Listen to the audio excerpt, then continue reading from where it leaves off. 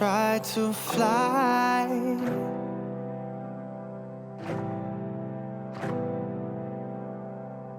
Друзья, всем привет!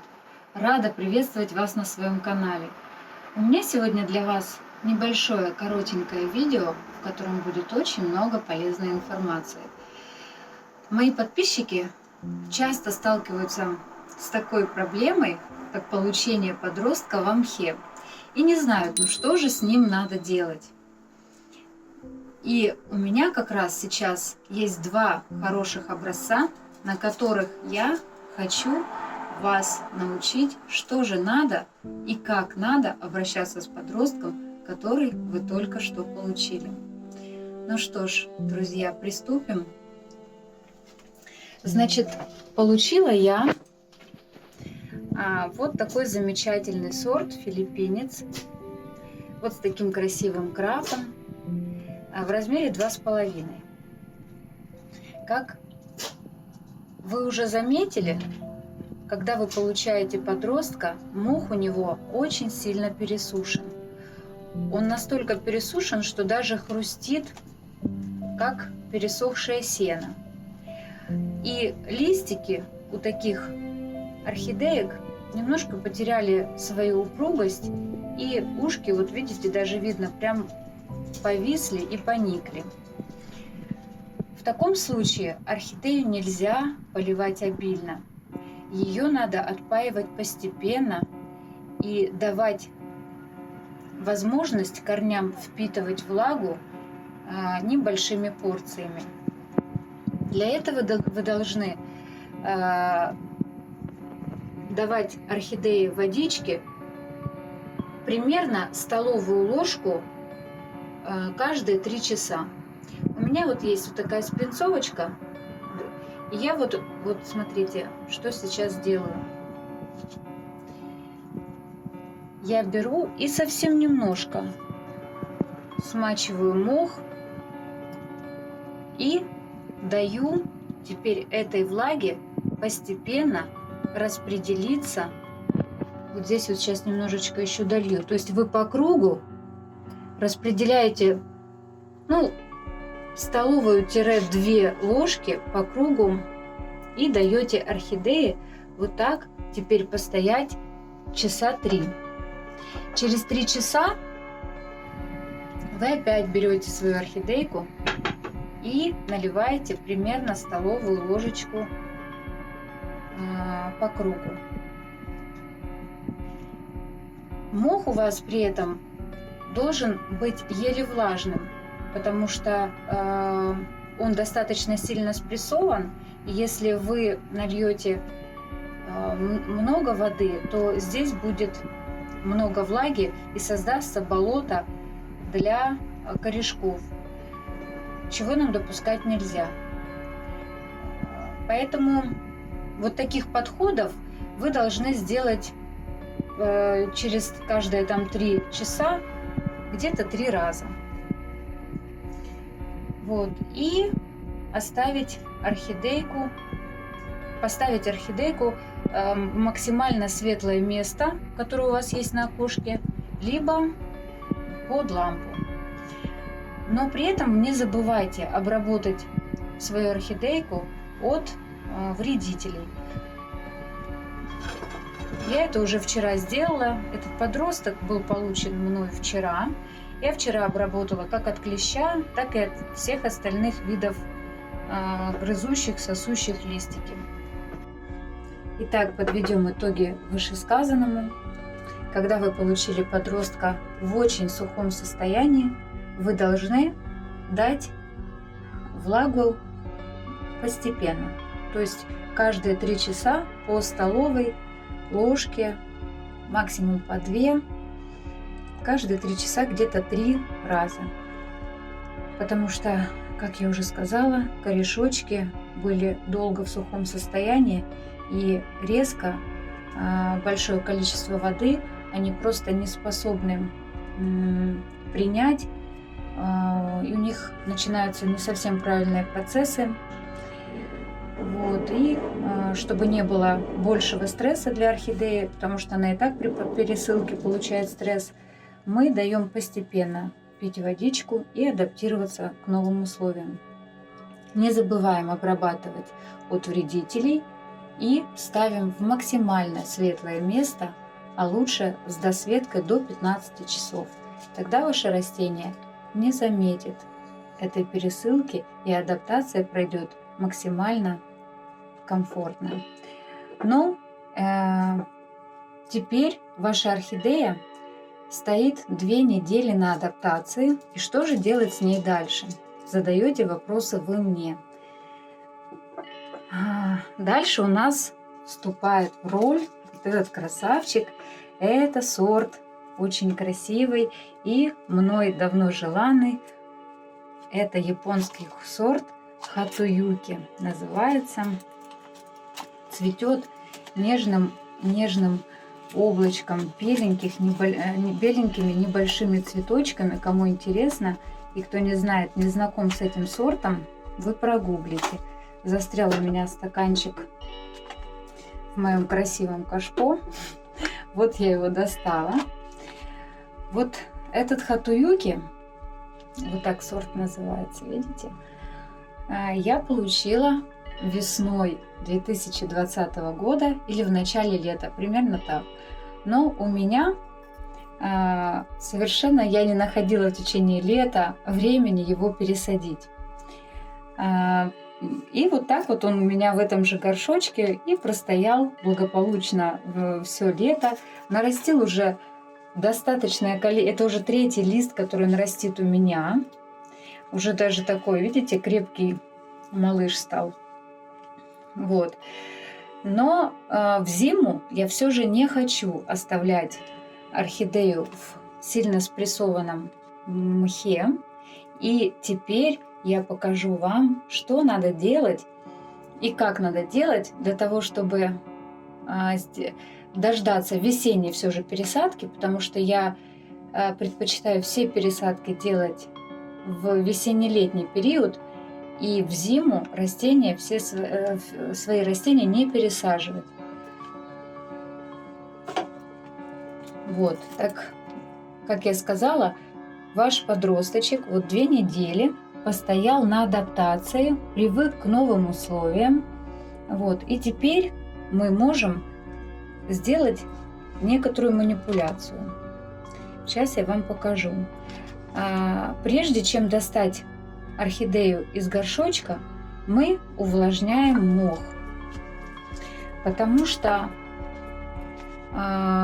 бывает так, что у орхидейки очень плотный ком мха и плюс еще много корешков, и горшочек прям плотно-плотно набит. И когда вы размягчаете этот ком, то горшочек легче отделяется от корешков и легко вынимается. Значит, как вы видите, все корешочки в активном росте. У меня Хатуюки стоит, как, впрочем, и все мои орхидеи. Так, я уже приступила, но пока подожду. Стоит под лампой. Поэтому процессы у меня у орхидей не затухают и орхидейка не засыпает. Поэтому сейчас орхидеи находятся в хорошем, здоровом состоянии и прекрасно себя чувствуют. Как я сейчас вот наблюдаю, вы знаете, здесь с мхом положены кусочки угля. Видите, какую практику тоже применяют? Смотрите, что мы сейчас сделаем. То есть у нас не будет полноценная пересадка, у нас будет распушивание вот этого кома. То есть, так как я не хочу пересаживать полноценную орхидею, я просто покажу вам, как надо дождаться весны, и чтобы корни орхидеи не были переувлажнены из-за того, что здесь очень много скоплено мха. Нам для этого понадобится, забыла сказать, нам понадобится либо керамзит, либо пларгон. Это для дренажа. У меня это пларгон. Вот, я взяла несколько вариантов горшочков. Пока просто я не знаю, в какой поместится моя корневая система. Вот, подготовили. Вот, и теперь мы что делаем? Мы вот так вот отделяем очень аккуратно, так, чтобы корешки не лопались, не трескались, не ломались. Просто вот тот мох, который достается, мы его аккуратно достаем. И вот так по кругу, вокруг корешочков. Можно это делать еще при помощи шпажки, например. Потому что пальчиками не везде удобно достать, чтобы не повредить корешочки. Потому что наша цель сейчас какая? Чтобы орхидея не почувствовала этой перевалки. А чтобы не почувствовала перевалку, нам надо минимально ее травмировать и потревожить.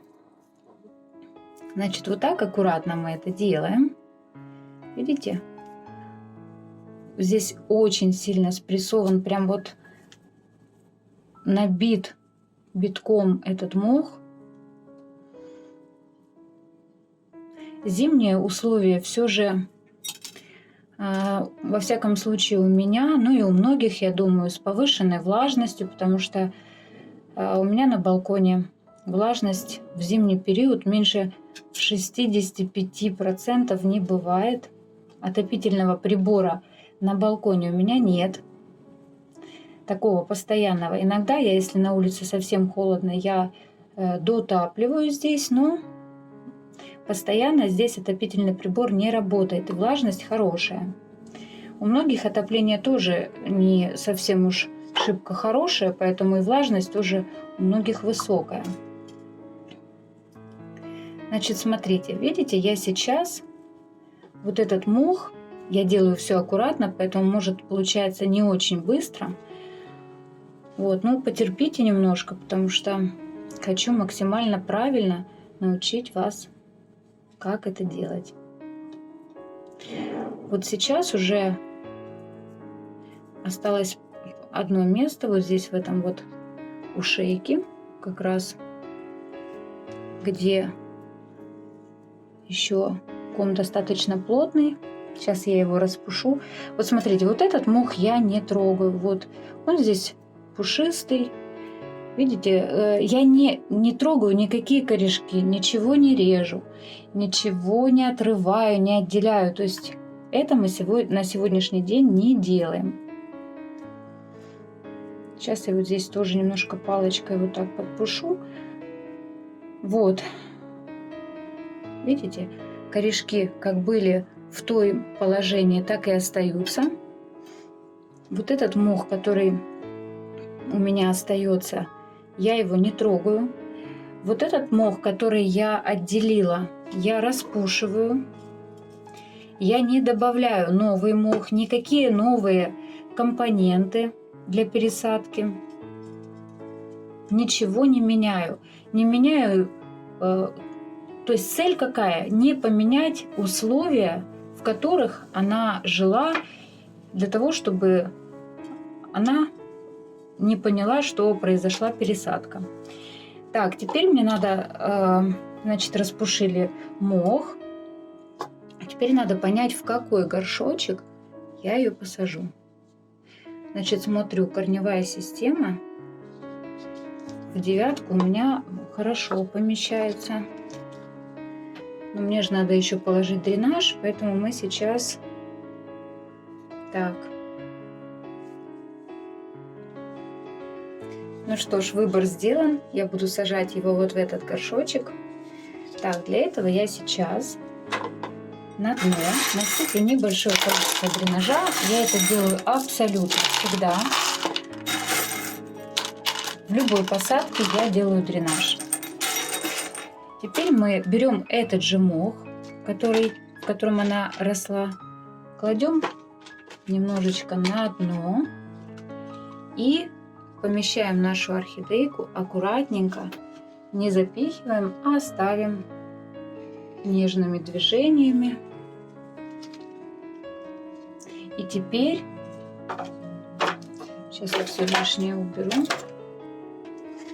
И теперь мы берем палочку, уже потолще. У меня это для суши палочки. И начинаем очень легко. Слово утрамбовывать здесь не подойдет, потому что утрамбовывать мы не должны. Мы должны просто поместить мох и оставить в легком состоянии его.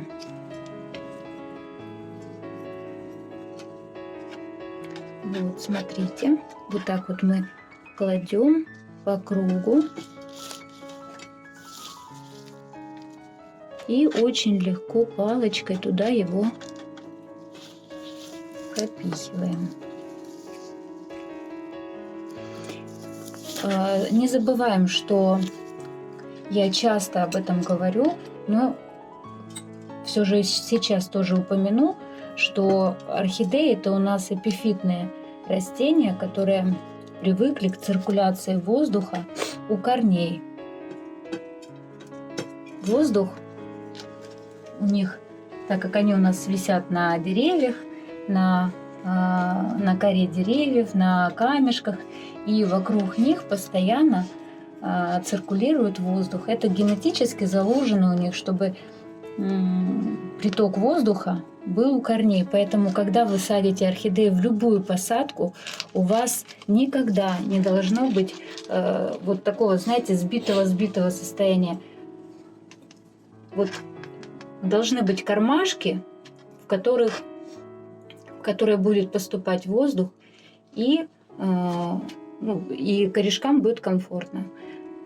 Я еще очень часто, практически всегда, и я это тоже сделаю, но уже за кадром, я проделаю дырочки аккуратненько вот в стенках горшка, для того, чтобы корешочки еще дополнительно дышали. Это очень важный момент в выращивании орхидей. Значит, вот так вот произошла перевалка. Я вот не называю это, знаете, вот прям такой полноценной пересадкой орхидеи. Я его просто перевалила в другой горшочек, распушила для собственного спокойствия, наверное, и для более комфортного пребывания орхидеи зимой в такой вот посадочке.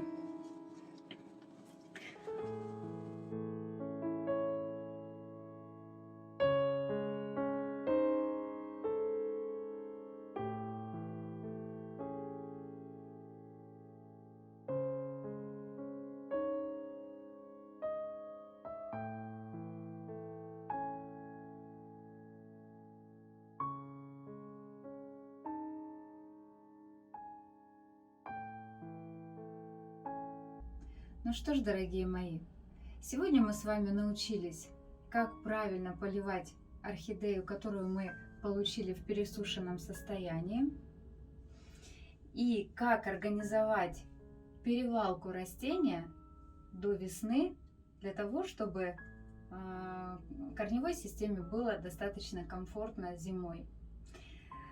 Ну что ж, мне кажется, что информация была полезной.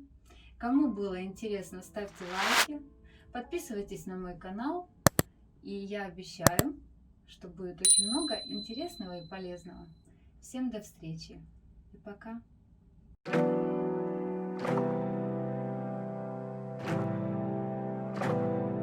Try to fly